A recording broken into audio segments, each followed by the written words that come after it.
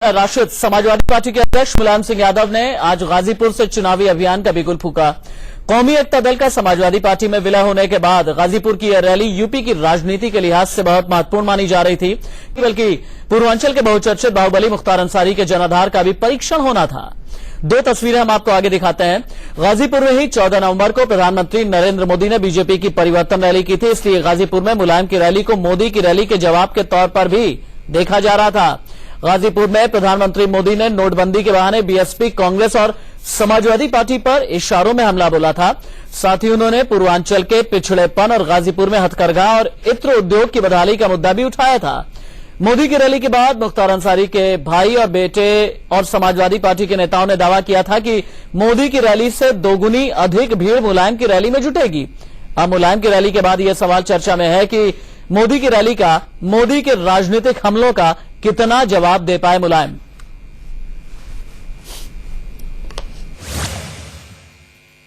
हमारे व्यापारी हैं, इनको भी बर्बाद करने का पूरी साजिश की है। मैंने कई बार कहा, समझाया भी, हमारा किसान और व्यापारी सगे भाई हैं। किसान पैदा करता है और व्यापारी खरीदता है और वो सप्लाई करता पूरे देश के खाने के लिए। ये दोनों की अपेक्षा करो तो देश कमजोर होगा। लेकिन आज पता नहीं प्रधानमंत्री जी का क्या सोच है। वो तो धमकी देते हैं, वो कहते हैं कि हमारा गरीब है, हमारा ईमानदार है, वो सुख की नींद सो रहे हैं, वो हम सब लोग बेईमान हैं क्या?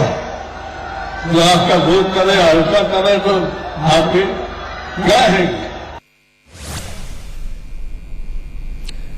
आपको याद होगा कि 14 नवंबर को प्रधानमंत्री नरेंद्र मोदी ने गाजीपुर में रैली की थी और उस दौरान उन्होंने ये कहा था कि बचपन में जो गरीब थे वो ये कहते थे कि मोदी मेरे लिए कड़क चाय बनाओ, और इसीलिए कड़क चाय बनाते बनाते देश के गरीबों के लिए मैंने कड़क फैसला लिया है नोटबंदी के तौर पर।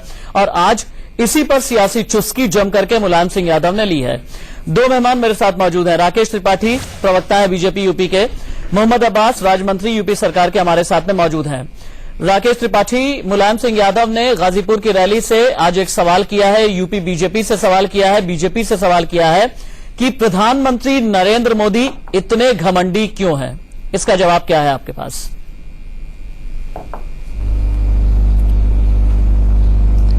देखिए, मुझे लगता है कि मुलायम सिंह यादव जी के सवालों का कोई मायने नहीं है। मुलायम सिंह यादव जी ने आज एक सवाल अपने पुत्र और उत्तर प्रदेश के मुख्यमंत्री अखिलेश यादव जी के समक्ष रखा है। यूपी के आज जिस तरह से मंच से उन्होंने अंसारी बंधुओं की तारीफ की है, आज ये प्रश्न खड़ा हो गया है कि अखिलेश यादव जी इस प्रश्न का जवाब दें कि अंसारी बंधुओं के संदर्भ में जो अखिलेश यादव जी की राय थी, क्या उस राय में कोई परिवर्तन हुआ है? आज मुलायम सिंह जी ने जिस तरह से सार्वजनिक मंच से उनकी तारीफ की है, उनका महिमा मंडन किया है, क्या डीपी यादव को बाहर करते समय अखिलेश यादव जी का जो रवैया था, जो रुख था, क्या वही रुख और रवैया अभी भी बरकरार है? उत्तर प्रदेश में समाजवादी पार्टी के परिवार का ड्रामा अभी भी निरंतर जारी है। आज इस रैली से ये फिर दिखाई पड़ा है। आज जिस तरह से मंच पे मुलायम सिंह यादव जी, राकेश त्रिपाठी, जो सवाल मैं कर रहा हूं, सवाल को एक बार फिर से आप सुनिएगा। राकेश जी, एक सवाल एक बार फिर से सुनिएगा। दो चीजें कही हैं गाजीपुर रैली में मुलायम सिंह यादव ने। उनका यह कहना था कि देश एक है, हमें केंद्र का समर्थन करना चाहिए, लेकिन पाकिस्तान की हिम्मत कैसे हो गई हमले करने की, एक। और दूसरी महत्वपूर्ण बात उन्होंने कही है, किसान और बिजनेसमैन बुरी तरह प्रभावित हुए हैं। उन्होंने कहा कि पीएम क्या सोचते हैं, लेकिन उन्होंने लोगों को डरा दिया है, पीएम को घमंडी बताया और कहा कि उन्हें मनमानी नहीं करनी चाहिए। मैं इसका जवाब मांग रहा था, बाकी जो आपकी बातें हैं उसका जवाब मैं आगे हमारे साथ में मोहम्मद अब्बास है उनसे मांगूंगा। देखिए, मुलायम सिंह यादव जी की इन बातों का कोई आधार नहीं है, अर्थहीन बातें हैं। हाँ। देश के प्रधानमंत्री को इतना बड़ा जनमत मिला है, देश के प्रधानमंत्री जी के इस निर्णय की जनता भोरी भोरी प्रशंसा कर रही है।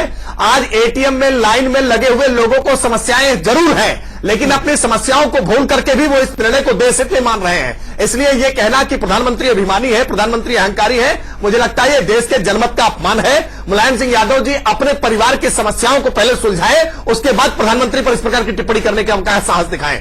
आज मुलायम सिंह यादव जी के परिवार में जिस तरह की उथल पुथल है, आज उत्तर प्रदेश की सरकार के कारण जिस तरह से उत्तर प्रदेश में अराजकता है, उस पर मुलायम सिंह जी का चिंतित होना जरूरी है। उत्तर प्रदेश के किसानों के लिए अब तक गन्ना किसानों का भुगतान उत्तर प्रदेश की सरकार ने क्या प्रयास उसके लिए किए हैं, मिल मालिकों पर क्या कार्रवाई की है, चलिए मोहम्मद अब्बास के पास चलते हैं। किसानों के बारे में मोहम्मद अब्बास, राकेश त्रिपाठी जो भी कह रहे हैं आपने सुना। राकेश त्रिपाठी का ये कहना है कि गन्ना किसान बेहाल है, इसलिए किसानों की बात नहीं करना चाहिए।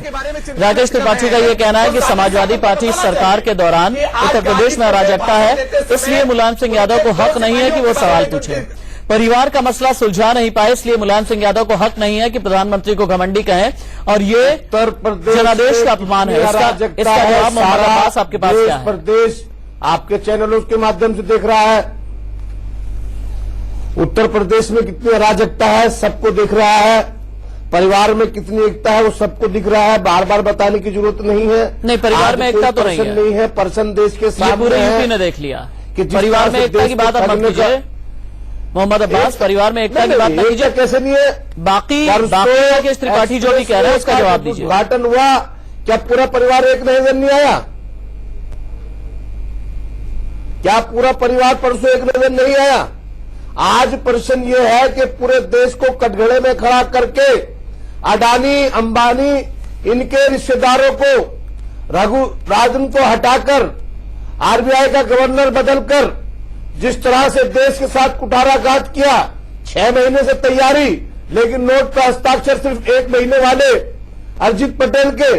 आज सबको पता है कि काला धन का 90% गोल्ड और रियल एस्टेट में होता है, 10% लिक्विडिटी मनी है, लेकिन फिर भी देश साथ देना चाहिए। समाजवादी पार्टी काले धन के खिलाफ है, हम साथ देंगे, लेकिन 10% काला धन समाप्त करने के लिए 85% नोट, 15% 100 और 50 के नोटों के हवाले कर दिए गए। जो अफरा तफरी है, पैसे का इंतजाम नहीं किया, एटीएम का इंतजाम नहीं किया, अपने लोगों में जिस तरह से भाजपा के लोगों ने कैश दिखाए, जिस तरह से गड्डियां दिखाई, संभव ही नहीं हो सकता, इम्पॉसिबल है कि 8 तारीख को प्रधानमंत्री ऐलान करे और 10-10 लाख की गड्डियां 2-2 हजार के नोटों की बीजेपी वाले लहरा के दिखा रहे थे। इसका मतलब कहीं ना कहीं विश्वासघात देश के साथ हुआ है। गरीब आदमी लाइन में लगा हुआ है, एटीएम में पैसा नहीं है, किसानों बीज के लिए तरस रहा है, खाद के लिए तरस रहा है, किसानों पर इतना बड़ा कुठाराघात। सब जानते हैं कि खेतों का, किसानों का खाता कोऑपरेटिव बैंक में होता है, कोऑपरेटिव बैंक में किसान पैसे का लेन देन नहीं करेगा। आप अपने बात रखिए, आपने राकेश त्रिपाठी के पास एक बात रख सकते हैं। बैंक नहीं होते। ठीक है मोहम्मद अब्बास, ठीक है, कोई खरीदने वाला आपने अपनी बात बीज कोई देने वाला राकेश त्रिपाठी, किसान मर रहा है, राकेश त्रिपाठी, बेटियों की शादी, आप ये कह रहे हैं कि समाजवादी पार्टी ने प्रदेश के साथ विश्वासघात कर लिया।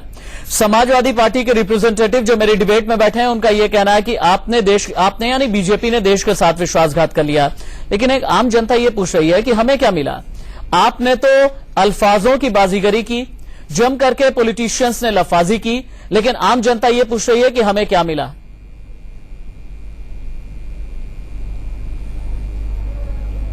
देखिए राशिद जी, आम जनता यूरिया के लिए लाइन में लगा करती थी कांग्रेस के शासनकाल में।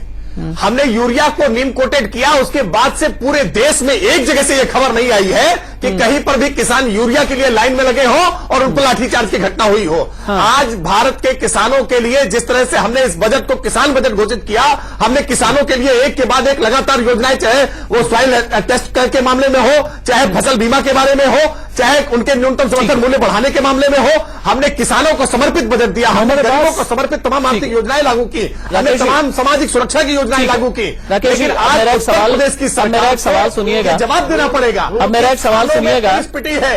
हाँ, एक मेरा सवाल सुनिएगा, मोहम्मद अब्बास से मैं कर रहा हूं, जरा आप भी ध्यान से सुनिएगा। मोहम्मद अब्बास, कौमी एकता दल के अफजाल अंसारी का एक बयान मेरे हाथ में है, जो कि आज भी उन्होंने बोला, इससे पहले भी उन्होंने बोला है। उन्होंने कहा कि राज्य में मुसलमानों की एकमात्र उम्मीद मुलायम सिंह यादव से ही है। मैं फिर से रिपीट करूंगा, राज्य में मुसलमानों की एकमात्र उम्मीद मुलायम सिंह यादव से ही है। इसे सर्टिफाई करने वाले अफजाल अंसारी कौन होते हैं?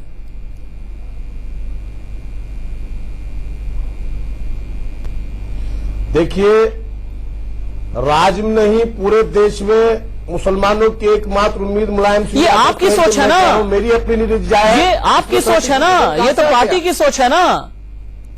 इसमें सर्टिफिकेशन की जरूरत नहीं है। अरे हर आदमी बोल रहा है जिसे लगता है कि नेताजी है नहीं। आप ये कहना चाहते हैं कि हर मुसलमान जो है वो मुलायम सिंह यादव को अपना मसीहा मानता है, ये कहना चाहते हैं? एक मिनट रुक जाइए, ये कहना चाहते हैं कि हर मुसलमान मुलायम सिंह यादव को अपना मसीहा मानता है? बिल्कुल मानता है। मैं राशिद हाशमी हूं, मैं अगर यहाँ पर ये कहूं मैं नहीं मानता तो? मैं राशिद हाशमी हूं, मैं यहाँ पर कहूं मैं नहीं मानता तो? मायावती को जो गद्दार और कट्टर कहती है, मायावती जो नरेंद्र मोदी का चुनाव लड़ने गुजरात गई, उसे मैंने आप लोग पूरी कौम की ठेकेदारी क्यों ले रहे हैं? राकेश त्रिपाठी, उत्तर प्रदेश में मुट्ठी भर लोग, राकेश त्रिपाठी, उत्तर प्रदेश में मुट्ठी भर लोग पूरे कौम की ठेकेदारी क्यों करने लगे? हार्ड वर्क का काम करते हैं राशिद जी, लेकिन सच्चर कमेटी जिसने ये बताया है कि इस मुल्क का मुसलमान, दलित और पिछड़ों से भी बदतर स्थिति में पहुंच गया है, वाल्मीकियों से बदतर स्थिति में पहुंच गया है। अगर उसकी बात मेरे नेता मुलायम सिंह यादव कहते तो कौन सा आप लोगों ने दशकों तक यूपी में राज किया है और नेताजी ने केंद्र में मंत्री पद भी देखा है, उसका एक्सपीरियंस भी लिया है, इसलिए दशकों तक क्या रहा क्या नहीं रहा उसकी बात छोड़। राकेश त्रिपाठी, मुट्ठी भर लोग आखिरकार क्यों कौम के ठेकेदार बन जाते हैं? राशिद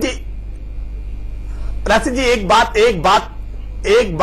एक बात मैं अगर मान भी लूं अफजल अंसारी की, कि उनकी नजरों में मुलायम सिंह यादव से बड़ा मुसलमानों का रहनुमा कोई नहीं है, लेकिन मुलायम सिंह की नजरों में मुसलमानों का अफजल अंसारी और मुख्तार अंसारी से बड़ा कोई नेता नहीं है। मुस्लिम वोटों के लिए इस तरह से वो तुष्टीकरण में जुट गए कि जाकर के एक अपराधी व्यक्ति को, अपराधी शख्सियत को, जिसके उत्तर प्रदेश नहीं उत्तर प्रदेश के बाहर तक ये शख्सियत प्रचारित है कि वो आपराधिक छवि का है, ऐसे आपराधिक छवि के व्यक्ति को मुस्लिम वोट के अगर मायने देखे जाए, उसके अंदर तलाशे जाए, तो मुझे लगता है ये आम मुसलमान का अपमान है। आप आम मुसलमान का नेता यदि मुख्तार अंसारी को मानते हैं तो ये मुसलमान और पूरी इस्लाम कौम का अपमान आप कर रहे हैं। मुझे लगता है कि मुलायम सिंह यादव जी ने गाजीपुर की रैली से राजनीति के अपराधीकरण को एक और नई ऊंचाई के लिए छुआ है। गाजीपुर से मुलायम सिंह यादव ने चुनावी शंखनाद तो कर दिया, हालांकि इस चुनावी शंखनाद में थोड़ी देर हुई है क्योंकि परिवार का झगड़ा था जो कि बहुत जल्दी सुलझा नहीं।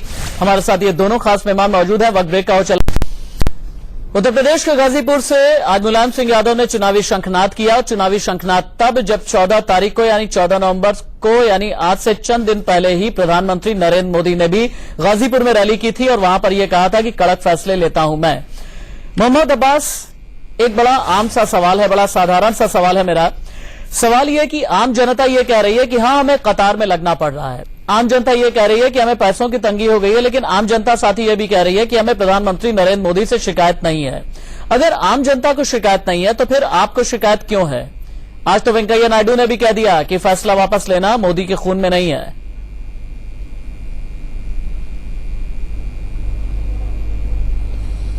राशिद जी, हमें काले धन और नोटबंदी पर कोई शिकायत न प्रधानमंत्री से है न केंद्र की सरकार से है।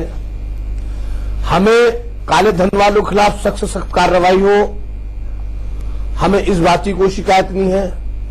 नोटबंदी से सीमा पर आतंकवाद रुक जाए, इसका हम पूर्ण समर्थन करते हैं और देश में नई मजबूत अर्थव्यवस्था बने, हम इसका भी समर्थन करते हैं। लेकिन जिन लोगों के लिए ये सब कुछ हो रहा है, वो जिस तरह से बदहाली हो गए हैं और त्राहिमाम कर रहे हैं, बेटियों की शादी नहीं हो सकती, मरते हुए आदमी का इलाज नहीं हो सकता, लोग लाशों को लेकर बैंकों की लाइन में लग रहे हैं कफन दफन कराने के लिए, क्रियाक्रम कराने के लिए। किसान बीज नहीं ले सकता, खाद नहीं ले सकता, अपनी फसल नहीं बेच सकता, तो आत्महत्या करने को मजबूर हो गया है। दूध नहीं मिल सकता। तो हमारा लोग भी कर रहा है जो दिमागी बुखार की चपेट में है, लेकिन कभी भी ये चुनावी मुद्दा नहीं बनता। त्राहिमाम तो पूर्वांचल का वो युवा भी कर रहा है जो रोजगार के लिए दिल्ली और मुंबई जाता है, लेकिन पूर्वांचल में उसे नौकरी नहीं मिलती। एक ऐसी इन सब की जिम्मेदारी कौन लेगा? चल्ला सरकार उसके लिए बहुत कर रही है, लेकिन आज पूरे देश को आपने कटघरे में खड़ा कर दिया। पूरा देश त्राहिमाम कर रहा, पूर्वांचल की बीमारी और पूरे देश की नोटबंदी किस तरह से आकलन करके बराबर कर रहे हैं। मैं बराबर नहीं कर रहा क्योंकि पूर्वांचल की सरजमी पर आपके नेताजी थे, इस वजह से बोल रहा हूं। राकेश त्रिपाठी, बहुत जल्दी से क्लोजिंग कमेंट। राकेश त्रिपाठी, आप कभी विशेष रूप से वहां के वहां की बीमारी के लिए बहस रखिए। लेकिन आज मुद्दा यह है कि पूरे देश में वास्तविकता में जिस तरह से ट्राइबल बन रहा है, व्यक्ति समस्या नहीं है, बड़ी समस्या विपक्ष के नेताओं की है। एक बात की तरफ जरूर आपका ध्यान आकर्षित कराऊंगा। अब्बास साहब से निवेदन करूंगा कि कम से कम बोलने दिया करें, वो लगातार बोलते हैं। अभी मैं बोल चलिए राजेश त्रिपाठी, मोहम्मदाबाद, बहुत शुक्रिया आपका। इस डिबेट का वक्त पूरा हुआ। कुल मिला जुला करके यूपी की राजनीति में